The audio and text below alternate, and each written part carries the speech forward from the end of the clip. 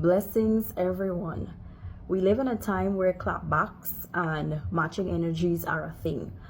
Where when somebody would have said something about you, that there's this expectation that you ought to give a response, or when they would have done you wrong, that you ought to return the favor and do them back the same thing. But scripture says that vengeance is mine, I will recompense or I will repay. Also, we ought not to render evil for evil. I can recall this time I was expressing my concerns to one of my apostles because of me wanting to give a response to something that was said about me. And he said that when you're at a particular place, whether it is in ministry, it is in your career, or it is whether it's in a relationship, the enemy would always try to get you to lose that position or to move from where you're at. And he does that in the form of people, where they would try to get an emotional reaction out of you based on something they would have said, or when they would have, or what they would have done to you.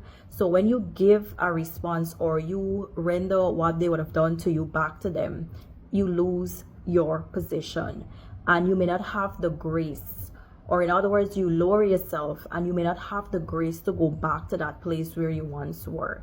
So don't allow the enemy to cause you to lose wherever you're at your particular life. God always wants us to grow from levels to levels. So when you would have spent years in achieving that place where you're at, and now here come the enemy sends one of his soldiers to get a response out of you, it may look normal, but you would have lost points. So don't allow the enemy to cause you to lose your progress where you're at.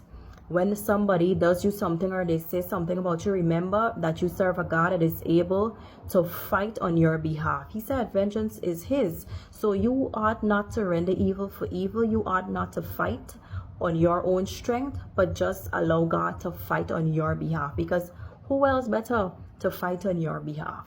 Blessings.